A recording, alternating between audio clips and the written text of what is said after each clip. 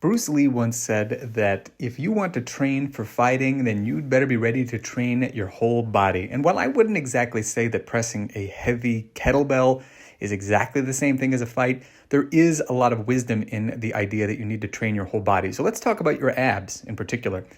Any sort of Roman chair sit-up sort of a situation that you can create is a great option, because one of the things that inevitably happens when you press a heavy weight overhead is that you have to open up at the thoracic spine, and as a result, you're going to have to open up at the midsection a little bit as well. So what you want to do is make sure that you are adequately prepared for this. This is one of the secret weapons of the last great military presser, Phil Grippaldi, who would do copious amounts of Roman chair sit-ups. Now, this is a very easy variation with a lot less of a severe lean back, but once you've gotten good at this, the next stage is going to be to increase the lean backward. The way to do that is to simply put a couple of heavy-ish kettlebells underneath your feet on a couch, as you can see me doing here. Make sure you have your spouse's permission first.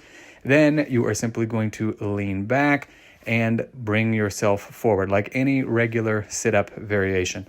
One thing that you'll notice too is that I've got the edge of the couch underneath my low back, so I'm not sitting directly on it, but rather I'm resting my low back on it, and then I slowly unravel myself and then curl back up.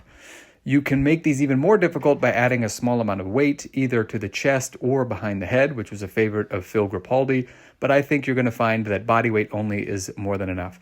Eventually, once you start getting heavier and heavier with your military presses, you're going to find that it becomes a lot easier to get the bell overhead without losing midsection tension, because now you know exactly how to tense your midsection when you are leaned back.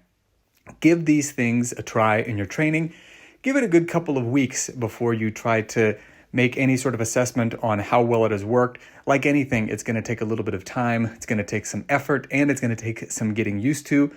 But I think even 2 to 3 days a week of this sort of a thing will have a huge impact on your military pressing strength overall.